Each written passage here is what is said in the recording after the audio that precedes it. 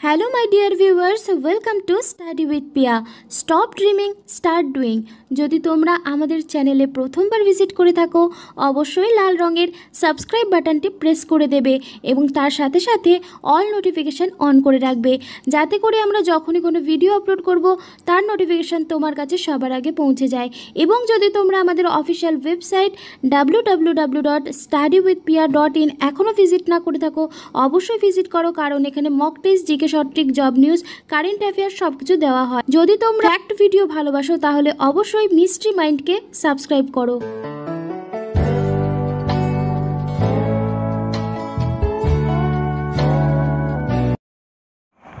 আশা করি তোমরা সবাই খুব ভালো আছো। তো নিশ্চয়ই তোমরা এতদিনে আইসিডিএস ইন্টারভিউর জন্য প্রিপারেশনটা শুরু করে দিয়েছো।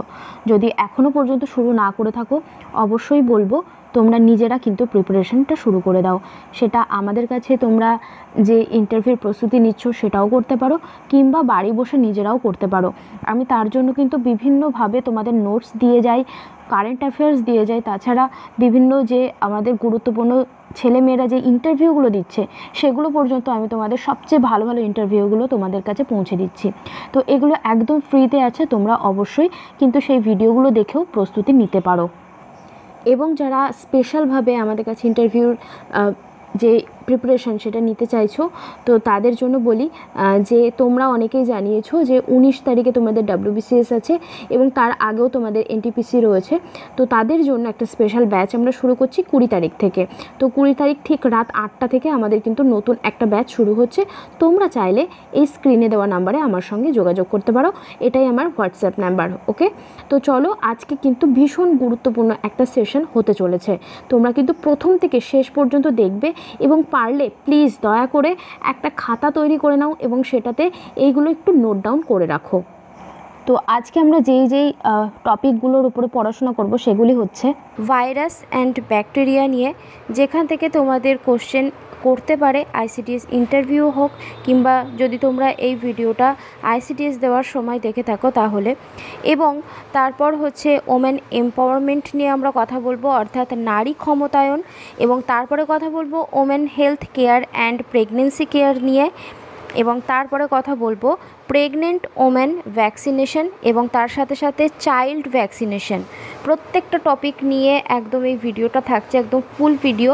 আশা করি তোমাদের ভালো লাগবে এবং তোমাদের অনেকটাই হেল্প করবে তোমাদের পরীক্ষার প্রিপারেশনের জন্য। প্রথমে আজ আমরা একটু ভাইরাস এবং ব্যাকটেরিয়া নিয়ে কথা বলবো, তারপরে তোমাদের র্যান্ডম কিছু কোশ্চেন আছে। তো প্রথমে ভাইরাসের যে প্রশ্নটাতে চলে আসি, সেখানে আছে হচ্ছে ডেঙ্গু মশার বাহক, মানে ডেঙ্গু মশার বাহক কী, সেটা হচ্ছে এডিস মশা। ব্যাকটেরিয়া সংক্রমণে কোন রোগ হয়, সেটা হচ্ছে যক্ষ্মা রোগ। নিউক্লিয়াস এবং সাইটোপ্লাজম নেই কোথায়, ভাইরাস দেহে নেই। পোলিও ভাইরাস দেহে প্রবেশ করে কিভাবে, সেটা হচ্ছে দূষিত খাদ্য দ্বারা এবং জল দ্বারা। এখানে জলটা লেখা হয়নি, তো দূষিত খাদ্য এবং জল দ্বারা পোলিও ভাইরাস দেহে প্রবেশ করে। এইচআইভি সংক্রমণের শেষ পর্যায়টা কি, এইচআইভি সংক্রমণের শেষ পর্যায় হচ্ছে এইডস। এইডস রোগের ভাইরাসটা হচ্ছে এইচআইভি। ভাইরাস মোজাইক রোগ উৎপন্ন করে কোথায়, কোন গাছে, তামাক গাছে। এই জন্যে সবসময় বলা হয় যে বিড়ি, সিগারেট বা যে কোনো তামাকজাত পদার্থ আমাদেরকে বর্জন করার কথা বলা হয়ে থাকে। নেক্সট যে কোশ্চেনটা আছে সেটা হচ্ছে চা গাছে রোগ সৃষ্টি করে কি, ব্যাকটেরিয়া। জীব ও জ্বরের মধ্যে সংযোগ রক্ষাকারী হলো ভাইরাস।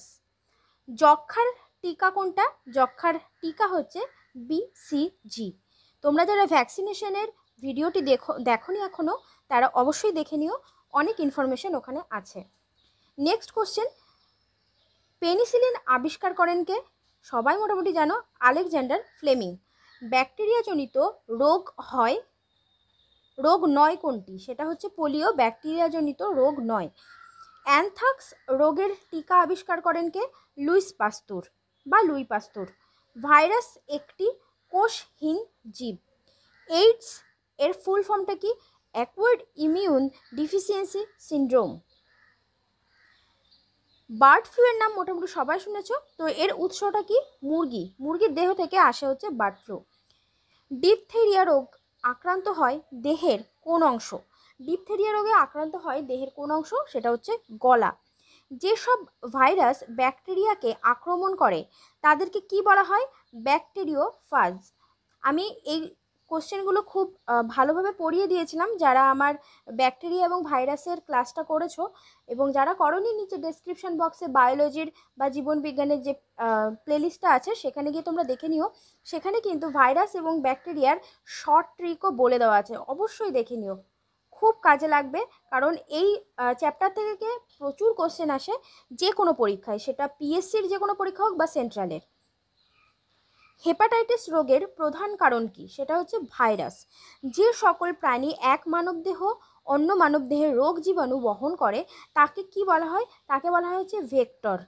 বিসিজি আমরা এইমাত্র পড়লাম, বিসিজি টিকা ব্যবহার করা হয় কোন রোগের জন্য? যক্ষ্মা প্রতিরোধের জন্য। পাস্তুরাইজেশনের মাধ্যমে জীবাণুমুক্ত করা হয় কোন জিনিসটাকে? সেটা হচ্ছে দুধকে। এটা খুব আসে পরীক্ষায়, পাস্তুরাইজেশন। নেক্সট কোশ্চেনে চলে আসি। ভাইরাল ডিজিজ হলো একটা ইনফ্লুয়েঞ্জা। এইডস রোগের ক্ষতিকারক দিক হচ্ছে এইডস রোগে দেহের প্রতিরোধ ক্ষমতা লোপ পেয়ে যায়। প্রাণী দেহে জীবাণুজাত বিষ নিষ্ক্রিয়কারী পদার্থের নাম কি? সেটা হলো অ্যান্টিবডি। কোনটি রোগ রক্ত আমাশয়ের জীবাণু? সেটা হচ্ছে সিগেলা। ডেঙ্গু জ্বরের বাহক কি? সবাই জানে, মশা।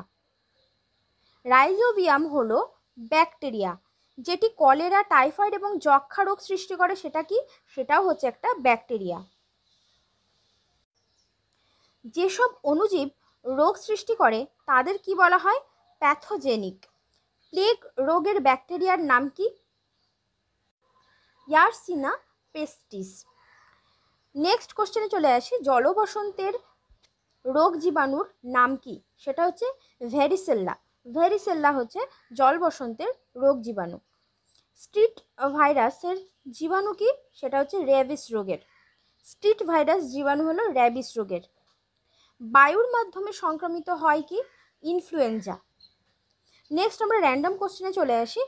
চোখের জল নিঃসৃত হয় কোথা থেকে? খুব ইম্পর্টেন্ট এই কোশ্চেনগুলো, তোমরা অবশ্যই একটু দেখে নিও যখন এনটিপিসি বা এই রেলের যে কোনো পরীক্ষা দিতে যাবে এই ধরনের কোশ্চেন আসে।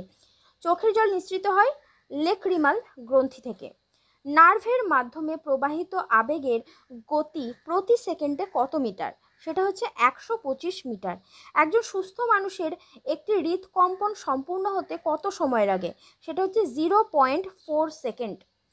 শক্তি থেকে বজ্র পদার্থ ইউরিয়া বের করে দেয় কোন অঙ্গ? সেটা হচ্ছে কিডনি। একজন স্ত্রীলোক জননকালে প্রতি মাসে কয়টি ডিম্ব উৎপাদন করে? সেটা হচ্ছে একটি। মূত্র প্রস্তুত হয় কোথায়? কিডনিতে। থাইরয়েড গ্রন্থি হতে নিঃসৃত প্রাণরসের নাম কি? সেটা হলো থাইরক্সিন। চোখের মধ্যে সবচেয়ে সংবেদনশীল অংশের নাম কি? সেটা হলো রেটিনা। নেক্সট কোশ্চেনে চলে আসি। আমিষ জাতীয় খাদ্য পরিপাক করে কোন জারক রস? পেপসিন। নেক্সট কোশ্চেনে আসবো। বহিঃকর্ণ ও মধ্যকর্ণ এর সংযোগস্থলের পর্দাটির নাম কি? টিস্পানিক পর্দা। জীবদেহের ওজনের প্রায় 24 ভাগ কোন পদার্থ? সেটা হলো কার্বন। যকৃৎ বা পেশিকোষে অতিরিক্ত গ্লুকোজ জমা থাকে কি রূপে? গ্লাইকোজেন রূপে। প্রোটিন জাতীয় খাদ্যের প্রধান কাজ কি? দেহের ক্ষয়পূরণ ও বৃদ্ধি জাতীয় কাজ করা। কোন হরমোনের অভাবে স্নায়ু ও পেশির অস্থিরতা বেড়ে যায় ও পেশির খিঁচুনি শুরু হয়? সেটা হলো প্যারা হরমোন। ভয় পেলে গায়ের লোম খাড়া হয় কোন হরমোনের অভাবে? অ্যাড্রিনালিনের অভাবে। দাড়ি গোঁফ গজায় কোন হরমোনের জন্য? সেটা হলো টেস্টোস্টেরন। জীবন রক্ষাকারী হরমোন কোনটি? অ্যালডোস্টেরন। নেক্সট কোশ্চেনে চলে আসি। ফসফরাস বেশি থাকে কোন অঙ্গে? সেটা হচ্ছে অস্থিতে। খাদ্যদ্রব্য সবচেয়ে বেশি শোষিত হয় পৌষ্টিক নালীর কোন অংশে? ক্ষুদ্রান্তে। মহিলাদের পরিণত জননকোষকে কি বলা হয়? ডিম্বাণু। মানুষের করটিতে কতটি অস্থি থাকে? 24টি অস্থি থাকে। প্রতি মিনিটে হৃৎপিণ্ডের স্বাভাবিক গড় স্পন্দন কত? 72। ধমনী শেষ হয় কোথায়? লসিকায়। লাস্ট কোশ্চেন, মানুষ সাদা ও কালো হয় কোন হরমোনের কারণে? সেটা হচ্ছে মেলানিন। মেলানিন যদি বেশি থাকে তাহলে মানুষ কালো হয়, মানে কালো বর্ণের হয়, তার চামড়ার রঙটা কালো হয়। এবং মেলানিন যদি কম থাকে মানুষের চামড়ার বর্ণটা সাদা হয়ে যায়। তো এই ছিল তোমাদের কোশ্চেন সায়েন্স থেকে। ভিডিওটি ভালো লেগে থাকলে অবশ্যই একটি লাইক করো, শেয়ার করো তোমাদের বন্ধুদের সঙ্গে বিভিন্ন গ্রুপে। আর যদি কোনো রকম সাজেশন থাকে আমাদের জন্য অবশ্যই নিচে কমেন্ট বক্সে কমেন্ট করে তোমরা জানাতে পারো। এছাড়াও আমাদের যে হোয়াটসঅ্যাপ গ্রুপ এবং টেলিগ্রাম চ্যানেল আছে সেখানেও তোমরা ফ্রিতে জয়েন করতে পারো, যেখানে বিভিন্ন রকম পড়াশোনা সংক্রান্ত বিভিন্ন রকম বিষয়ে আলোচনা করা হয়ে থাকে বা প্রশ্নপত্র বিগত বছরের সেগুলো দেওয়া হয়ে থাকে। তো সেগুলোতে তোমরা ফ্রিতে জয়েন করতে পারো। নারীর ক্ষমতায়ন অর্থাৎ ওমেন এম্পাওয়ারমেন্ট, আজকে এই বিষয়ে আমরা কথা বলবো। 1993 সালে যে মহিলা সমৃদ্ধি যোজনা করা হয় তার উদ্দেশ্য কী ছিল? মহিলা সমৃদ্ধি যোজনা করা হয় তার উদ্দেশ্য ছিল হচ্ছে গ্রামীণ মহিলাদের সঞ্চয়ের অভ্যাস গড়ে তোলা।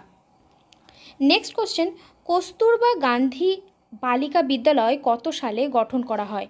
কস্তুরবা গান্ধী বালিকা বিদ্যালয় 1997-এ গঠন করা হয়। সর্বশিক্ষা অভিযান কত সাল থেকে শুরু করা হয়?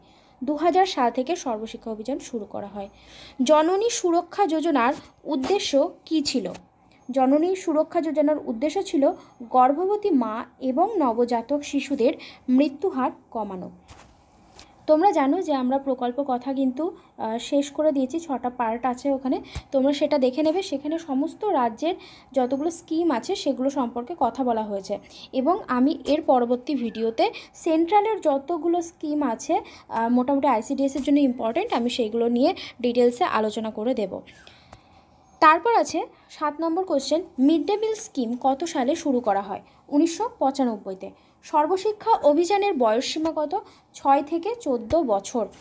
সম্প্রতি ইউএন দ্বারা পুরস্কৃত হয়েছে কোন প্রকল্প? সেটা হচ্ছে কন্যাশ্রী প্রকল্প।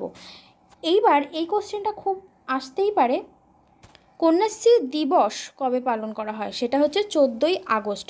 আর কন্যাশ্রী কবে প্রতিষ্ঠিত হয়? সেটা হলো 2013 সালের 8ই মার্চ। সম্পর্কে কিন্তু একদম ডিটেলসে আমরা আলোচনা করেছি আমাদের প্রকল্প কথার যে ভিডিওগুলো আছে সেখানে। কন্যাশ্রী বলে একদম পুরো ফুল ভিডিও আছে, ওখানে দেখে নিতে পারো তোমরা। 10 নম্বরের কোশ্চেন, 10 নম্বর যে কোশ্চেনটা আছে সেটা হচ্ছে 6 বছরের শিশুদের পুষ্টির জন্য 2018 সালে কোন প্রকল্পটি চালু করা হয়? সেটা হচ্ছে পোষণ। তোমরা বাংলাটার থেকে বেশি আমার মনে হয় যে ইংরাজিটা লিখলে বেশি ভালো হবে। পোষণ লিখবে POSHAN। বেটি বাঁচাও বেটি পড়াও প্রকল্পটি কোন যোজনার অন্তর্গত? সেটা হচ্ছে সুকন্যা সমৃদ্ধি যোজনা। শাদি সগুন যোজনা কত সালে করা হয়? শাদি সগুন সেটা হচ্ছে অগস্ট মাসে 2017-তে। তো এই শাদি সগুন যে যোজনাটা ছিল সেই যোজনাটা কেন করা হয়? এটি মূলত মুসলিম গ্র্যাজুয়েট অবিবাহিত মহিলাদের জন্য করা হয়। আর এখানে 5100 টাকা দেওয়ার কথা কিন্তু বলা হয়েছিল শাদি সগুন যোজনাতে। নেক্সট আমরা চলে আসবো সুকন্যা সমৃদ্ধি যোজনা কোথায় প্রথম চালু হয়? সেটা হচ্ছে পানিপথে। পানিপথটা কোথায়? সেটা হলো হরিয়ানাতে। নেক্সট 14 নম্বর কোশ্চেন আছে, উজ্জ্বলা যোজনা কিসের সাথে জড়িত? উজ্জ্বলা যোজনা হচ্ছে এলপিজি গ্যাসের সাথে জড়িত। আর এর স্লোগানটা কি? স্বচ্ছ ইন্ধন বেহতর জীবন। স্বচ্ছ ইন্ধন বেহতর জীবন, এটা কিন্তু অনেক পরীক্ষায় এসেছে এবং এই স্লোগানটাই বেশি এসেছে। মহিলা ই হাট কে চালু করেন? মহিলা ই হাট চালু করেন হচ্ছে মেনকা গান্ধী। সংবিধানের কত নম্বর ধারায় মহিলাদের সমান অধিকারের কথা ঘোষণা আছে? সেটা হচ্ছে 14 নম্বর ধারায় মহিলাদের সমান অধিকারের কথা বলা আছে। সংবিধানের কত নম্বর ধারায় ফ্রি অ্যান্ড কম্পালসারি এডুকেশনের কথা বলা হয়েছে? সেটা হচ্ছে 45 নম্বর ধারায় বলা হয়েছে। বন্দে মাতরম যোজনা কি? বন্দে মাতরম যোজনা কি? গর্ভধারণকালীন অবস্থায় সেবার জন্য সরকারি ও বেসরকারি উদ্যোগে 2004 সালে বন্দে মাতরম যোজনা চালু করা হয়। নেক্সট পেজে আমরা আসব। সম্প্রতি মহিলাদের ক্ষমতায়নে একটি পোর্টাল চালু করা হয়েছে, সেই পোর্টালটার নাম কি? সেই পোর্টালটার নাম হচ্ছে নারী, NARI। নেক্সট, প্রধানমন্ত্রী মাতৃ বন্দনা যোজনা কত সালে শুরু করা হয়? সেটা হচ্ছে 2017 সালে। রাষ্ট্রীয় মহিলা কোষ গঠিত হয় কত সালে? 1993-তে। 23 নম্বর কোশ্চেন, 1991 সালে মহিলাদের উৎসাহ প্রদানের জন্য কোন পুরস্কার প্রকল্প চালু হয়? সেটা হচ্ছে স্ত্রী শক্তি পুরস্কার প্রকল্প। নেক্সট কোশ্চেন খুব ইম্পর্টেন্ট, অঙ্গনওয়াড়ি কর্মীদের একটি বিমা প্রদান করা হয়, সেই বিমাটার নাম কি? সেটা হচ্ছে AKBY। কর্মক্ষেত্রে নারীর যৌন হেনস্থা সম্পর্কে অভিযোগ জানাতে কোন ওয়েব পোর্টাল ব্যবহার করতে হবে? সেটা হচ্ছে শি বক্স ওয়েব পোর্টাল ব্যবহার করতে হবে। মহিলা ই-হার্ট প্রকল্পটি প্রথম কোথায়, এটা ই-হার্ট হবে, মহিলা ই-হার্ট প্রকল্পটি কোথায় প্রথম চালু হয়? সেটা হচ্ছে দিল্লিতে 2016 সালে মহিলা ই-হার্ট প্রকল্পটি চালু হয়। নেক্সট কোশ্চেন, বেটি বাঁচাও বেটি পড়াও প্রকল্পে কত কোটি টাকা খরচ করা হয়? সেটা হচ্ছে 1132.5 কোটি টাকা। অঙ্গনওয়াড়ি পরিষেবা প্রশিক্ষণ কর্মসূচির জন্য MIS ফুল ফর্মটা কি? ম্যানেজমেন্ট ইনফরমেশন সিস্টেম প্রকল্পটি কত সালে চালু করা হয়? সেটা হচ্ছে 2018 সালে। আমি অ্যাব্রিভিয়েশনের ওপর একটা ফুল ভিডিও দেব, যেখানে এই ফুল ফর্মগুলোর নাম পুরো থাকবে, তোমরা সেই ভিডিওটি অবশ্যই দেখে নিও। আমি চেষ্টা করছি খুব তাড়াতাড়ি ভিডিওটা দেওয়ার। 29 নম্বর কোশ্চেন, নির্ভয়া ফান্ড তৈরি হয় কত সালে এবং এর লক্ষ্য কী ছিল? এর লক্ষ্য ছিল হচ্ছে মহিলা সুরক্ষা এবং পুনর্বাসন, আর এটা তৈরি হয় হচ্ছে 2013 সালে। 30 নম্বর এবং সর্বশেষ কোশ্চেন, বেটি বাঁচাও বেটি পড়াও এর প্রথম ব্র্যান্ড অ্যাম্বাসেডর কে ছিলেন? সেটা হচ্ছে সাক্ষী মালিক। তো সাক্ষী মালিক হচ্ছে, তোমরা জানো যে অলিম্পিকে তিনি কিন্তু ব্রোঞ্জ নিয়ে এসেছিল ভারতের জন্য। তো তিনি কিসের হয়ে খেলেন সেটা তোমরা লিখবে নিচে কমেন্ট বক্সে কমেন্ট করে। আর খুব তাড়াতাড়ি আমরা প্রত্যেকটা সেন্ট্রালের যে স্কিমগুলো আছে সেগুলো নিয়ে কিন্তু ডিটেলসে আলোচনা করব। সেগুলো নারী মানে মহিলা জড়িত কারণ হোক বা শিশু সমৃদ্ধির কোনো কারণ হোক, সমস্ত কিছু নিয়ে আমরা আলোচনা করব। তাহলে আমাদের সঙ্গে জুড়ে থাকো এবং আমাদের চ্যানেলটিকে অবশ্যই সাবস্ক্রাইব করতে কিন্তু ভুলো না, কারণ আমরা এই ধরনের ভিডিও আনি। প্রথম কোশ্চেন আছে women and health and pregnancy কেয়ারের ওপর, এটা women health and pregnancy care. তো ফার্স্ট যে কোশ্চেনটা সেটা হচ্ছে গর্ভাবস্থায় রক্তকণিকা গঠনের জন্য কোন জিনিসটা দরকার? সেটা হচ্ছে লোহা। লোহা কিন্তু ভীষণ উপকারী একটা দ্রব্য, যেটা আমাদের গর্ভাবস্থায় রক্তকণিকা গঠনের জন্য কাজে লাগে। নেক্সট যে কোশ্চেনটা আছে সেটা হচ্ছে শিশুর মানসিক সুস্থতার জন্য কিসের প্রয়োজন? সেটা হচ্ছে আয়োডিনের প্রয়োজন। 3 নম্বর কোশ্চেন, গর্ভবতী নারীর যে ধরনের রক্তাল্পতা দেখা যায়, রক্তাল্প মানে হচ্ছে অ্যানিমিয়া, দেখা যায় সেটা কেমন? সেটা হচ্ছে ম্যাক্রোসাইটিক হাইপোক্রোমিক। নেক্সট যে কোশ্চেনটা আছে সেটা হচ্ছে গর্ভাবস্থায় যাদের ওজন কম তারা কোন রোগে আক্রান্ত? তারা হচ্ছে টক্সেমিয়া রোগে আক্রান্ত। 5 নম্বর কোশ্চেনে চলে আসবো, গর্ভাবস্থায় পুষ্টিকর খাদ্যের অভাবে সবচেয়ে বেশি গর্ভস্থ শিশু ক্ষতিগ্রস্ত হয়। গর্ভাবস্থায় পুষ্টিকর খাদ্যের অভাবে সবচেয়ে বেশি কিন্তু গর্ভস্থ শিশু যে থাকে সে ক্ষতিগ্রস্ত হয়। পুষ্টিকর খাদ্যের অভাবে গর্ভবতী নারীর কোন রোগ হতে পারে? সেটা হচ্ছে ইক্লাম্পিয়া। নেক্সট কোশ্চেন আসবো 7 নাম্বার, রক্তকণিকা গঠনের জন্য গর্ভবতী রমণীর কিসের দরকার? সেটা হচ্ছে লোহার দরকার, লোহার যোগ্য খাদ্যের দরকার হয়। শিশুর অস্থি ও দাঁত গঠনের জন্য এবং জননীর অস্টিওপোরোসিস নিবারণের জন্য গর্ভবতী রমণীর খাদ্যে কি থাকা প্রয়োজন? সেটা হচ্ছে ক্যালসিয়াম কিন্তু গর্ভবতী নারীর খাদ্যে থাকা প্রয়োজন।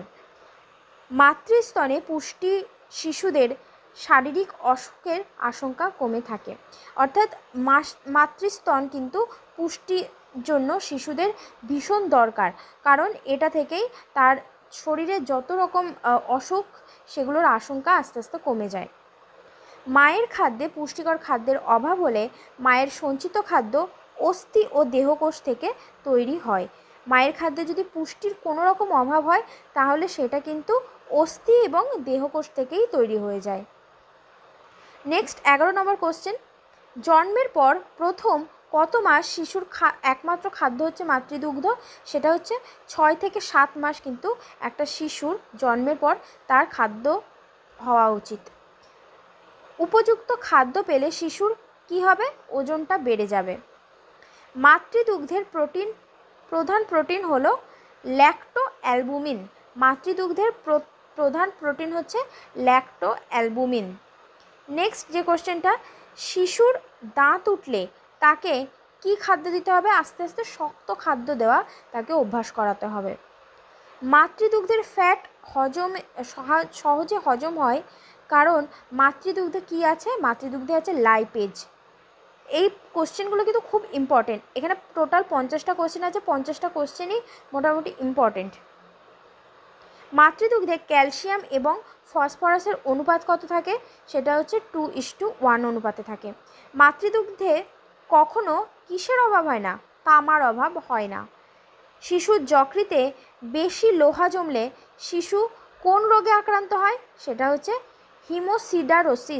হিমোসিডারোসিস রোগে আক্রান্ত হয়। বিলম্বে তোলা খাবার দেবার ফলে শিশু কোন রোগে আক্রান্ত হতে পারে? সেটা হচ্ছে ম্যারাসমাস কোয়াশিয়র রোগে আক্রান্ত হতে পারে। মাতৃদুগ্ধের ফ্যাট শিশুর দেহে কিসের মাত্রা কমিয়ে আনে? সেটা হচ্ছে ক্যালসিয়াম সোপের মাত্রা কমিয়ে আনে। নির্দিষ্ট সময়ের আগে তোলা খাবার দিলে শিশুর পেটের গণ্ডগোল দেখা দিতে পারে। শিশুর মলকে কঠিন করে কি? সেটা হচ্ছে ক্যালসিয়াম সোপ। শিশু একটি অনাহারজনিত সমস্যা কি? সেটা হচ্ছে কোয়াশিয়র। মলকে কঠিন করে তোলে ক্যালসিয়াম সোপ। মাতৃস্তন্যপায়ী শিশুকে ফলের রস খাওয়াতে নেই। যে শিশু মাতৃদুগ্ধ পান করছে তাকে কিন্তু ফলের রস দেওয়া যায় না, তাহলে তার অ্যাসিডিটির সম্ভাবনা থেকে যায়। রিউমাটিজম রোগীদের স্নেহ পদার্থ খেতে বারণ করা হয়। কাদের স্নেহ পদার্থ খেতে বারণ করা হয়? রিউমাটিজম রোগীদের। মধুমেহ বা ডায়াবেটিস রোগটি কিসের প্রভাব বিস্তার করে? সেটা হচ্ছে প্যানক্রিয়াসে প্রভাব বিস্তার করে। একজন সুস্থ স্বাভাবিক মানুষের প্রতি মিনিটে হৃদস্পন্দনের পরিমাণ কত হয়? সেটা হচ্ছে 72 বার তার হৃদস্পন্দন হয় একজন সুস্থ মানুষের। রক্ত তঞ্চনে সাহায্য করে রক্তকণিকা কি হচ্ছে? সেটা হচ্ছে প্লেটলেটস বা অণুচক্রিকা। রক্তের ইওসিনোফিল অ্যালার্জি বিরোধী ক্রিয়াতে সক্রিয়ভাবে সাহায্য করে। রক্তের ইওসিনোফিল অ্যালার্জি বিরোধী ক্রিয়াতে সক্রিয়ভাবে সাহায্য করে। তাহলে অ্যালার্জি বিরোধ করে কে? ইওসিনোফিল। মানব শরীরে অস্থিমজ্জায় লোহিত রক্তকণিকা সৃষ্টি হয়। তাহলে লোহিত রক্তকণিকার সৃষ্টি কোথায় হয়? অস্থিমজ্জায়। রক্তে উপস্থিত O2 গ্যাস শ্বাসকার্যের হারকে নিয়ন্ত্রণ করে। তাহলে কোন গ্যাস শ্বাসকার্যের হারকে নিয়ন্ত্রণ করে? সেটা হচ্ছে O2 গ্যাস। এইডস একটি কেমন রোগ? সেটা হচ্ছে ভাইরাস ঘটিত রোগ। লৌহের প্রধান উৎস কি? লৌহের প্রধান উৎস হচ্ছে শাকসবজি। ভিটামিন শক্তি প্রদান করে না। ভিটামিন কিন্তু শক্তি প্রদান করে না। মানবদেহের বৃদ্ধির জন্য প্রয়োজনীয় হরমোনগুলি থাইরয়েড গ্রন্থি থেকে নিঃসৃত হয়। মানবদেহের বৃদ্ধির জন্য যে সমস্ত হরমোনগুলি দরকার সেগুলো থাইরয়েড গ্রন্থি থেকে নিঃসৃত হয়। এছাড়াও আমাদের অন্যান্য ভিডিওগুলো যদি তোমরা দেখতে চাও বায়োলজি সংক্রান্ত বিভিন্ন ভিডিও, আমাদের বায়োলজি বলে যে প্লেলিস্টটা আছে নিচে ডেসক্রিপশন বক্সে লিঙ্ক দেওয়া রয়েছে, বা আমাদের প্লেলিস্টে গিয়েও দেখতে পারো। এই বায়োলজি সেকশনটাতে তোমরা নিউট্রিশন, তারপর হচ্ছে বিভিন্ন রকম সমস্ত চ্যাপ্টার থেকেই মোটামুটি 70টা 80টা করে কোশ্চেন পেয়ে যাবে। সেইটা তোমরা দেখে নিতে পারো।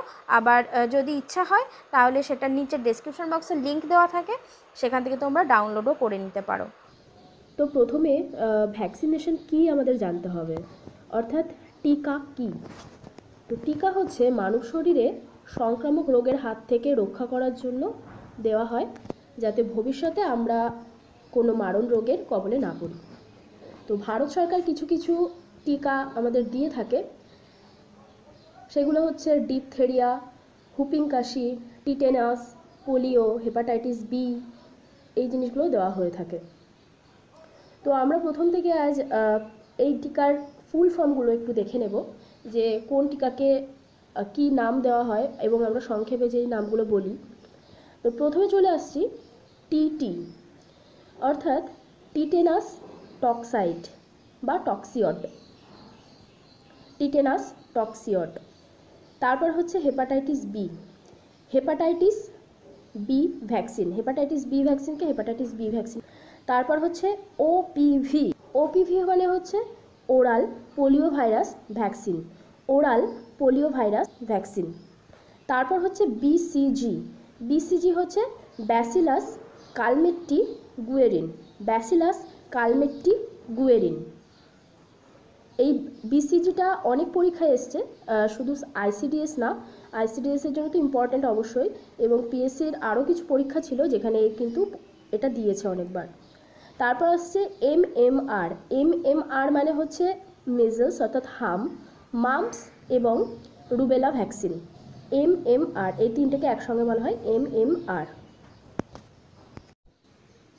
এবার আমরা দেখে নেব যে ভারত সরকার কী কী টিকা দিয়ে থাকে। সাধারণত 25টা টিকা দিয়ে থাকে। তো তার মধ্যে যেগুলো সবথেকে বেশি ইম্পর্টেন্ট সেই টিকাগুলো হচ্ছে mumps, diphtheria, pertussis, hepatitis A, hepatitis B, hepatitis E, poliomyelitis, tick borne encephalitis, rabies, yellow fever, Japanese encephalitis, measles অর্থাৎ হাম, pertussis, tuberculosis, Japanese encephalitis, human papilloma virus.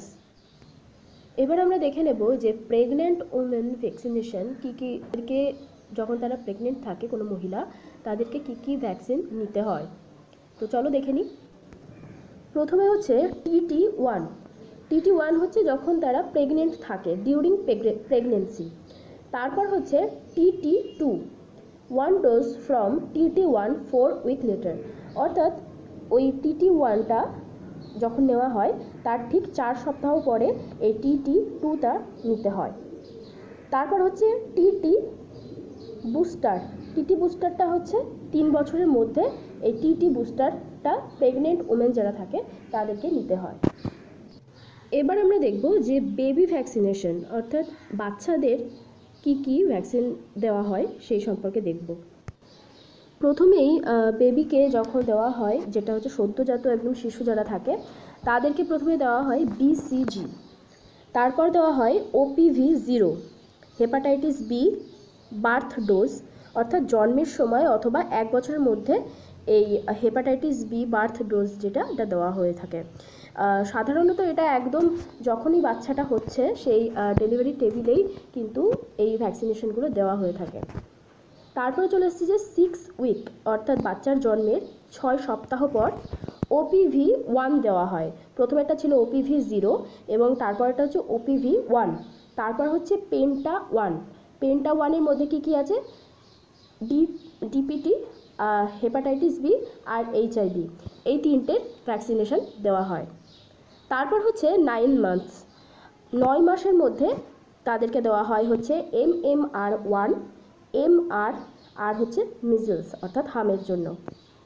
এবং 10 বছর বয়সে, শিশুর জন্মের 10 বছর বয়সে তাকে TT1 দেওয়া হয়। এবার আমরা প্রত্যেকটা ভ্যাকসিন সম্পর্কে একটু ডিটেলসে জেনে নেব। তো প্রথমেই আসছি পোলিও ভ্যাকসিনের সম্পর্কে। তো পোলিও ভ্যাকসিনটা আমি তোমাদেরকে বললাম যে পোলিওমাইলিটিস বলা হয়, এবং এটি হচ্ছে ইনঅ্যাক্টিভ আর উইকেন্ডে দেওয়া হয়। তো ইনঅ্যাক্টিভটা কি? ইনঅ্যাক্টিভটা হচ্ছে ইনজেকশনের দ্বারা দেওয়া হয়, বাচ্চাকে ইনজেকশন দেওয়া হয় এবং সেটা হচ্ছে ইনঅ্যাক্টিভ। এবং উইকেন্ডে একটা ভ্যাকসিন দেওয়া হয় যেটা হচ্ছে মুখে দেওয়া হয়, দেখবে যে 2 ড্রপ করে দেয়, যেটা আমাদের অমিতাভ বচ্চন অ্যাড দেয়। তো সেটা হচ্ছে উইকেন্ডে, যেটা মুখে দেওয়া হয়, আর ইনঅ্যাক্টিভটা ইনজেকশন। ইট ইউজ ইন 1955, এটা প্রথম কিন্তু 1955 সালে এর ব্যবহার শুরু হয়েছিল। এবং আমাদের একটা কোশ্চেন আসে যে WHO, যে হু যেটা সংস্থা আছে, সেটা কিন্তু ফ্রি ফ্রম পোলিও বলেছে আমাদের ইন্ডিয়াকে, যে আমাদের ইন্ডিয়াতে কিন্তু পোলিও নেই। সেটা কত সালে? এই সালটা দেয় 2014-তে তারা ঘোষণা করেছে। তো oral polio vaccine developed by Albert Sabin in 1961 oral polio যেটা আছে সেই ভ্যাকসিনটা কে প্রথম নিয়ে এসেছিল সেটা হচ্ছে আলবার্ট সাবিন। এবং ফাদার অফ পোলিও ভ্যাকসিন কাকে বলা হয়? জোন্স সাল্ককে বলা হয়। জোন্স সাল্ক, SALK, জোন্স সাল্ককে বলা হয় ফাদার অফ পোলিও ভ্যাকসিন। কিন্তু যখন বলবে যে ওরাল পোলিও ভ্যাকসিন তখন কিন্তু আলবার্ট সাবিন হবে। এবার আমরা পড়ব হেপাটাইটিস বি ভ্যাকসিন এবং measles, mum's and rubella vaccine নিয়ে। তো হেপাটাইটিস বি ভ্যাকসিন হচ্ছে এর বাণিজ্যিক যে নামটা, অর্থাৎ তুমি দোকানে গেলে হেপাটাইটিস বি ভ্যাকসিনের জন্য কিছু চাইলে সেখানে কিন্তু তুমি পাবে না। তো তোমাকে ওই বাণিজ্যিক নামটা বলতে হবে, যেটা হচ্ছে রিকম বাইভ্যাক্স HB, রিকম বাইভ্যাক্স HB। এবং এটি কে প্রথম ইউজ করে সেটা হচ্ছে পাবলো ডিটি ভ্যালেনজুয়েলা 1986 পাবলো ডি ভ্যালেনজুয়েলা। তারপর হচ্ছে measles, mum's and rubella vaccine, যেটা হচ্ছে 1971 জার্মানির একজন বিজ্ঞানী যিনি হচ্ছেন মৌরাইস হিলম্যান। এখানে বলে রাখি যে জার্মানির কিন্তু অনেকজন বিজ্ঞানী মিলে এটি তৈরি করেছে, কিন্তু এই মৌরাইস হিলম্যান যিনি আছেন ওনার নামটাই কিন্তু বলা হয়ে থাকে। তো এটার একটা ট্রেড নাম আছে, অর্থাৎ বাণিজ্যিক নাম, সেটা হচ্ছে ট্রিওমোভ্যাক্স। এরপর হচ্ছে টিটেনাস টক্সিওড হচ্ছে টিটেনাসের জন্য দেওয়া হয়। এটি আবিষ্কার করেন হচ্ছে ইমিল ভন বেহেরিং 1924-এ। তারপরটা হচ্ছে BCG, যেটা তোমাদেরকে বললাম যে খুব ইম্পর্টেন্ট, ব্যাসিলাস কালমেট্টি গুয়েরিন, সেটা হচ্ছে টিউবারকুলোসিসের জন্য দেওয়া হয়। আর ইনভেন্টরটা কে হচ্ছে আলবার্ট কালমেট্টি এবং কমিলি গুয়েরিন এবং আলবার্ট ক্যালমেট্টির নাম অনুসারেই এটার নাম হয়েছে BCG, অর্থাৎ ক্যালমেট্টি এবং গুয়েরিন, এই দুটো টাইটেল নিয়ে হয়েছে। 1921 সালে এটি আবিষ্কার হয়। Thank you for watching. ভিডিওটি যদি ভালো লাগে অবশ্যই একটি লাইক করে যেও, এটা একদম ফ্রি।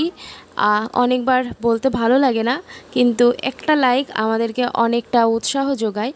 আর তোমরা যদি কেউ মক ইন্টারভিউ দিতে চাও কিংবা আমাদের সাথে ক্লাস করতে চাও তাহলে স্ক্রিনে দেওয়া নাম্বারে আমার সঙ্গে যোগাযোগ করতে পারো। অবশ্যই 24 ঘন্টার মধ্যে তোমরা অ্যান্সার পাবে।